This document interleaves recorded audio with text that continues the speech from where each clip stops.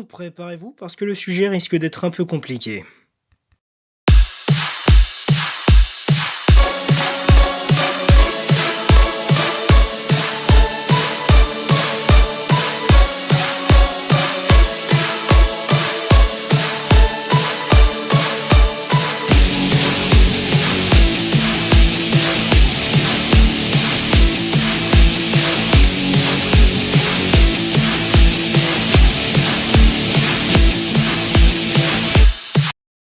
Hey, bonjour à tous et bienvenue dans ce cours.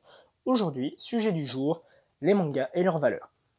Alors, quand je parle de valeurs, je ne parle pas bien sûr de valeurs monétaires, je parle plutôt de leçons de vie ou de morale. Et oui, les mangas essaient de nous apprendre des valeurs et des morales. Mais pour commencer, je vais devoir expliquer ce qu'est une morale, une valeur, une leçon de vie, voilà, pour ceux qui ont 3 neurones qui s'entrechoquent à l'intérieur de la tête. Parce que visiblement, certains n'ont toujours pas compris ce principe. Et pour ce faire, je vais tout simplement vous l'extrapoler avec un exemple. Alors, personnage principal rencontre personnage secondaire A. Personnage secondaire A est différent des personnes qu'on trouve dans le monde. Mais personnage principal l'accepte. Plus tard, personnage secondaire A rencontre personnage secondaire B. Personnage secondaire B n'accepte pas personnage secondaire A à cause de ces différences. Personnage principal est en colère et explique à personnage secondaire B qu'il faut accepter personnage secondaire A. Bon, là j'ai hyper simplifié le truc, mais vous voyez où je veux en venir du coup. Les valeurs peuvent être expliquées soit par la démonstration, par exemple au moment où le personnage principal a accepté le personnage secondaire A sans vraiment le dire, ou textuellement, parce que le personnage principal a expliqué à personnage B qu'il faut accepter la personne malgré ses différences. Et du coup, les valeurs, je vais donc vous les expliquer et surtout vous les présenter. Parce que visiblement, certains n'ont toujours pas compris ces valeurs. Et du coup, je vais devoir leur expliquer. Voilà. Alors, pour commencer, la valeur d'acceptation et de respect des autres. Ça, c'est un truc qui apparaît surtout dans Naruto. Bah, en même temps, Naruto veut se faire accepter par le village et que les gens voient sa valeur. Donc déjà, il y a une notion de respect et d'acceptation envers lui-même qui est différente du village. Donc, respect et acceptation des autres malgré leurs différences. Puis pareil, dans Naruto, il y a plein de personnages différents, parfois même hauts en couleur. Et pourtant, Naruto les accepte et les respecte. Et visiblement, les mauvais fans de Naruto n'ont pas compris ce principe qui est pourtant simple. Alors, pour ceux qui n'ont toujours pas compris ce qui faisait un bon ou un mauvais fan de manga, je vais vous l'expliquer facilement. C'est très facile, vous inquiétez pas. Un bon fan est quelqu'un qui aime les mangas, s'intéresse aux mangas, respecte les valeurs que les mangas lui enseignent et respecte les autres fans, peu importe leur choix, leur goût, etc. Un mauvais fan, c'est quelqu'un qui peut aimer les mangas, qui peut s'y intéresser, mais qui ne respecte ni les valeurs que le manga lui enseigne, ni les autres fans. Alors, je précise qui peut parce que j'ai du mal vraiment à croire que quelqu'un qui aime les mangas ne fasse pas attention justement à respecter les valeurs que les mangas lui enseignent. Après, je dis pas, hein, ça se trouve, il aime vraiment ça, il s'y intéresse vraiment, mais tu peux t'y intéresser et aimer autant les mangas que tu veux. Si tu respectes pas les valeurs qu'il t'enseigne, tu n'as rien compris à l'œuvre que tu aimes et donc tu ne la respectes pas. Enfin, tu ne la respectes pas si tu vas à l'encontre de ses morales. Parce que ne pas comprendre une œuvre, c'est quelque chose. Aller à l'encontre des morales, même si tu ne l'as pas compris, c'est autre chose.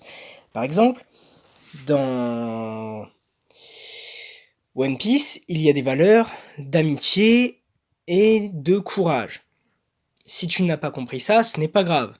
Mais si tu dis que l'amitié, c'est de la merde, là par contre, c'est plus grave. Non, parce que si tu dis que l'amitié c'est de la merde, auquel cas t'as eu de très mauvais amis, auquel cas je m'excuse, mais ça ne veut pas dire forcément que l'amitié c'est de la merde, c'est juste que t'es tombé sur de mauvaises personnes, auquel cas je n'aimerais pas te fréquenter.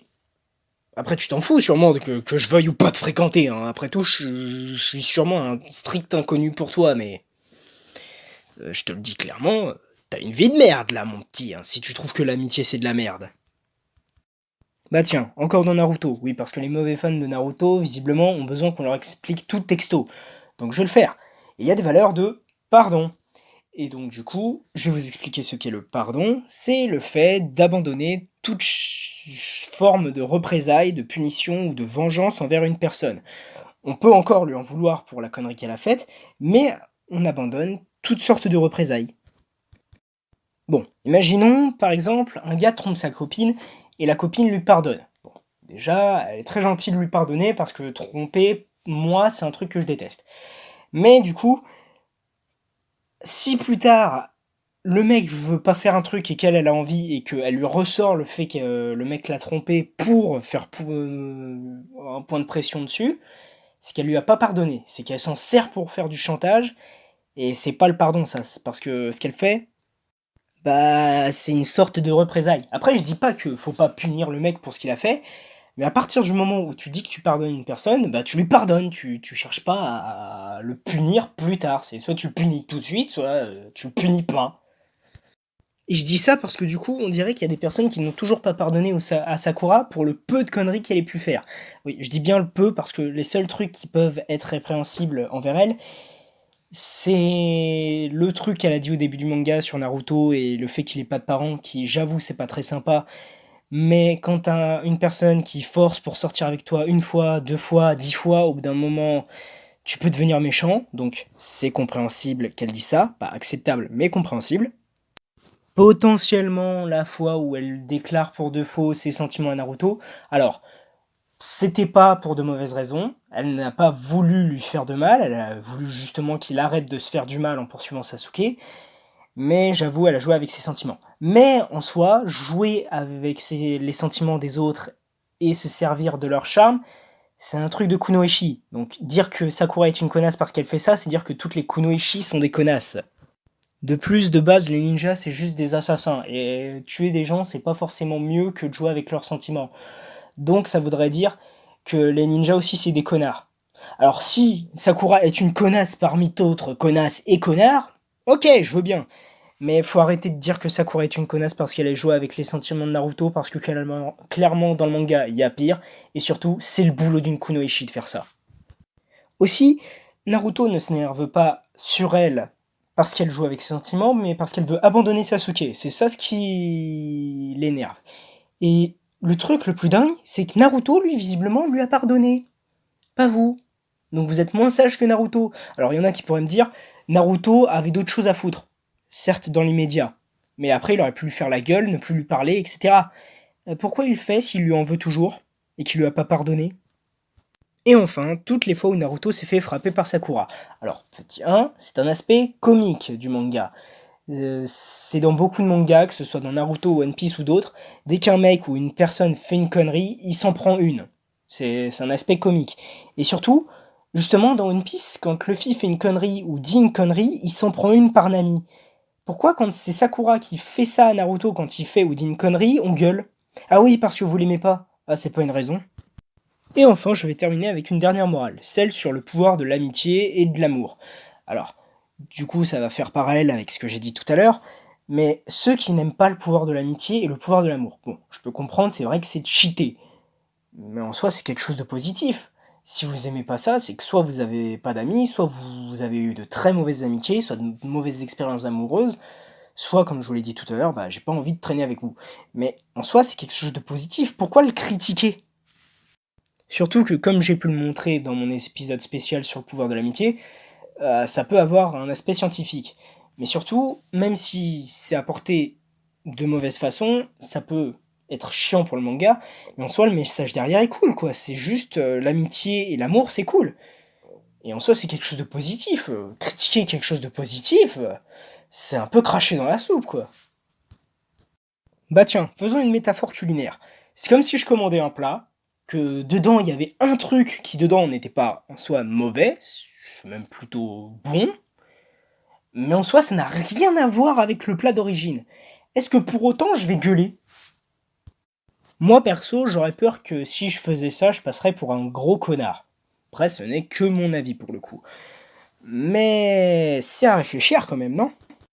En fait, ce que j'essaie de vous démontrer avec cet épisode, c'est que les mangas ont donc des valeurs qu'il faut respecter. C'est le seul moyen de montrer qu'on aime vraiment l'œuvre et qu'on la respecte, en respectant justement les valeurs qu'elle essaie de nous apprendre.